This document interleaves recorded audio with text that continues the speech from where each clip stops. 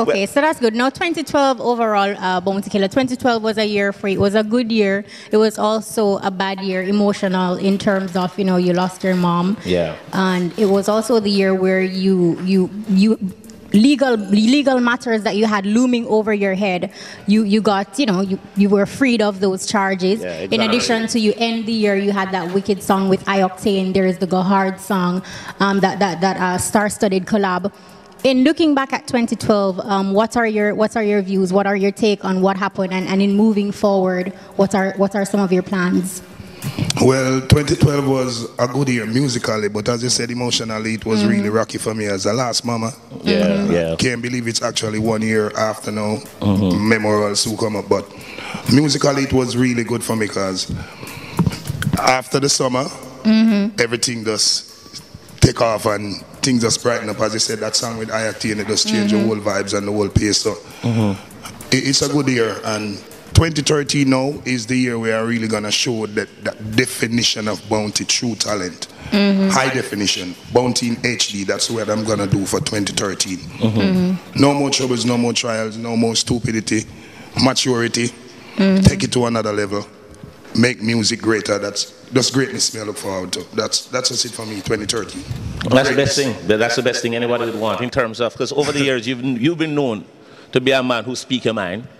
But tell you what, clear. the truth is an offense, but it's still our defense at the same time. Still the truth, yes. So if you speak truth, people will be offended, but if they have real conscience, they will know that, well, I'm hurt, but it's the right thing. Because sometimes you have to break them down to make them up, Well, that is also true. Yeah. In saying that too, I mean, even the stance that you took, not performing at Sting, and I know on the night of Sting, a lot of your fans, a lot of people were hoping that, Bounty Killer, will he be there? But at the same time, you kind of stuck out to what you believe in, and you decided that you're not going to go to Sting. Why did you feel so passionate and that need not to go there? Well, it's not the first I said I'm not going to Sting and I end up turning up. Right. It was different. It was different situations. This time. Most of the time, it used to be like a financial struggle, like monetary problems. So that easily overlooked for your fans and the music. You love music and the people more than the money that you earn. But this one was definitely some disrespect of my character and my personality and my musical growth, and it shouldn't be like that with a show like that and a promoter like that, because I helped made this concert. I'm the one who took the most sting. I'm the one who overlooked financial indifferences and go perform. Right. So it does, and to who them comparing me with, it just unfair. It's a disrespect to music and for the growth of dancehall. If you're gonna put that artist up to Bounty Killer par, somebody that don't know about dancehall listen to that artist, you think they would want to come do music and do dancehall and collaboration? You think no doubt would come for that artist to do a collaboration? So how come you compare him to Bounty? That was disrespect. And it was clearly from a veteran promoter. So it looked like it is something that really possible. If you don't know about music and you're a man who have experience with promoting show for 30 years, saying this is the next best thing, you have to believe as a young person. So it's a wrong statement and a bad influence. So I just make a stance and say, first thing I was doing, taking any big money. Because I don't want to earn money from Sting. Sting helped made my career and I helped made Sting. It was a collaboration. Right. So I never overcharge Sting. I never charge Sting for the performances I do. The hardest show I work in my life is Sting. Go out 8 o'clock in the morning, sun at the toughest crowd, and you have to work like it is 10 o'clock in the night. Right. Did it because... And hold on, Sting has never honored no artist. At some fest, me sing about Anna Mia, Anna Ladies, Anna Binia, Anna Wally Pawi. Yes. I would put in more work in a Sting than for some fest, and some fest pay with twice as nice. So what Jamaica has to say about that? Leng need to know what he's talking about artists when him go talk about artists. Did it make you feel offended because the promoters, like time passed and the promoters did not make that step to perhaps reach out to you to make amends before the show? He has that egotistical problem. He has that problem. Yes. He does not like to reconcile or like to have anything remorseful about him. He has that big bully thing. And bully don't work with Bounty. Nobody can bully me. They all know I are a bullet. So any bully will get a bullet. Nobody can come bully me. Right. Right. And where dancehall is concerned, I must get a lot of respect. I take this thing on my back. I am the spokesperson for dancehall right now. And when dancehall having problem, everybody go hide, like them waiting for an attorney or somebody. It's Bounty Killer always speak up for dancehall. Right, right. Where whatever concern it is. And I help the most artists around here for nothing. No benefit, nothing, just loving music and loving helping people. So when I'm gonna talk about me, if you talk to me about me in a high regard, I don't say nothing about me. And I know you must, when you were slighted in terms of who they plan to compare you with. I'm thinking in terms of what was probably the promoter's thought. Is it that because if they're to team you with a particular person, is it that they're trying to get a hype of you, trying to compare you with him, or they even think that he even had a remote chance of even trying to? No, I think there was just hype in the show still. Because it was controversial. It was just for the show. Right. But hype in a show is okay. Yeah. But you're not going to bring down a next artist to make a next artist look up. No. If he's up and I'm up, fine. we're up. Right. Why you going to try to put me down to put him up? That means he's not up. No. So that's what they was doing. Because they are managing that artist. They are just trying to make their artist look like the best. Right. Which is good, but just make him look like the best if he's the best. You don't have to make Bounty look worse or less. Right. So that's what they did. They're trying to compare him with something big to make he look big. Because he's not big. But, well. So is there any beef then between Bounty Killer and Tommy Lee, or this is just a situation like what happened at Sting and you felt offended based on how it was dealt with by Leng, a promoter who I wouldn't say it was a beef, but there was a contention. Okay. As there can't be no beef with Bounty and Tommy, that's not gonna reach anywhere. So it was a contention because I said certain thing against the demonic thing and he took it the other way. You have to know when you're doing the wrong thing the right way, or you do that. There ain't no doing the wrong thing the right way. It's wrong. He's doing the right thing, but he's doing it the wrong way. He's trying to help himself, make his career, feed his family, which is the right thing. But you don't do things that are gonna come back with bad benefits. Anyway, he did a good thing at Sting.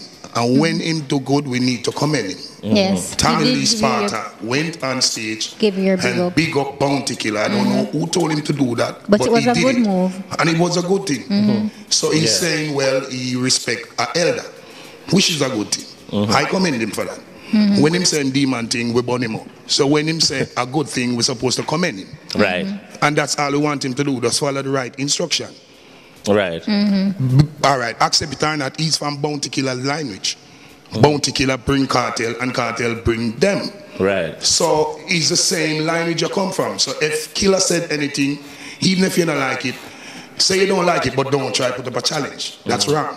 Right. And that's where he went wrong. He went and sing a song and disrespect me the most way. And I never really want to clash with him, but nobody insult Bounty and I don't say anything. It does unfair and it don't seem real in music. Killer have the loudest voice. No, based on that, like he did this song of Bounty Killer, and then there were repercussions after he went to an event, he got booed. But then persons also made an attempt to boo you as well. And then from the outside looking in, a lot of patrons and fans of the music were wondering, is it a setup by both sides? I mean, but what is your take? It was no setup from both sides. I guess it was a setup from their side. Right. Bounty Killer don't need to make people boo people. If I have a problem with an artist, I can destroy an artist verbally, lyrically. And boo can't stop artists. If you have big song and people love you, boo can't do nothing to you. That's true. Boo is not a damage. Boo is just an insult. An insult can't stop an artist. So I never sent anybody to boo Tommy Lee. Tommy Lee went on stage and doing him show, and it was kids audience. It was jugging. Young teenagers, his fan base. He went and he was doing a good show, and all of a sudden he changed the mood. If Bounty Killer was in the building, might be the people would have worked with that. But Bounty has nothing to do with Chuggy. Just do your little show now. And then he went to Rum Punch the same night, moments after, and did the same thing, and I happened to be in the venue. Right. Then when the show dropped in a little Marlino, everybody started look to me like, go do something about it. I run up and I sing 2 songs, but I never even sing about him or nothing. So it's just them a push it. And him know he cannot manage Bounty. And I don't want to clash no little artist. First thing I'm done with clashing. Me no want to clash nobody. Right. Anybody want to clash me can clash, but at them alone I got clash. Me done with that. If Beanie want to clash, Right. we make it stay with the Bounty and Beanie. So we grow up with something there. Right. But them little one here a waste of time. Go look for them size. You understand? And Bounty and Beanie can conduct themselves on stage. Yes. And can control them entourage and them people. Exactly. And can make it look sportful. But when some of them come now, you see where Popcorn or Black Rhino, them something them in the inner. Because I don't want to hurt anybody. And anybody try to hurt me, I'm going to hurt them. Right. And that don't good for music and marketing of reggae. and the reggae and nothing. So them something the clash thing, these artists are look fight, not musical battle. Right. Literal fight. Yeah, the fighting thing, it now go work. And everybody knows that that's not what Bounty stand for. I like to compete in music and that's all it grew me talent. So if it's not music, leave it. And music, me I say, I don't want to hear about no confusion and no clashing and no crashing. Leave it alone. Me have Ira, me have Patex them, and me have Nimran them, and me have Malika ANG. I'm going to clash with them. Me do my time in a clashing. All right. Clashing is not crashing. I'm stashing. It's stashing. He's It's stashing. Stashing. Talk to us a little bit now, Rodney, about your change in terms of, you're always in the news. There's a lot of things. We beat, because I have somebody. I'm still in the news, but the only truth is good It's news. good news. Good news. Good news. No, you have changed the news from Changed bad the news news, to yeah, good yeah. news. What was the catalyst or the brainchild for that? You did something particularly happen when you said to yourself, well, enough of this. Meaning Well, as you see, I've been through a lot, yeah. especially with the law. Yeah. And if you are a good person and you've been in the red, you know you should stay on the white. Right. So I've learned some hard lessons. Even if I never want to accept it, I have to live. If I'm being Rodney. And you know, Is that they can't accept that? Yeah, because they don't know Rodney. And most people don't really love Rodney. They just love that Bounty Killer hype and the flair. And you understand? but So, funny enough that you said that, because I think now a lot of us are getting a fun bounty killer, a bounty killer that we like. I mean, an approachable bounty killer. Like, fans will look at you and say, yo, killer, smile. I can probably get an autograph today, as opposed to the bounty killer. because people still approach me and say, I never knew you smile. And I think, I've been Exactly. smiling for years now. No, it's true, because Yeah, but- the killer that we used to get before is just like, yo, control yourself, kind of like. No, we see killer at some places, when somebody walk, hey, killer, youth. Watch it. I know your time now, youth. So what? Ease yourself. I guess that Yes. change is a part of, And the growth still. I think Right. that's growth, And It is I'll tell growth. you what, I have a lot to protect. I have a big fan base that I really love, and I would like to cherish and keep it growing. So in order to make the fan base grow, you got to do the generation gap. And back in the days, artists weren't civilized as today. Yes, You understand? yes. So it's the time. Because I used to look up to the others, and you try to do what them do. You understand?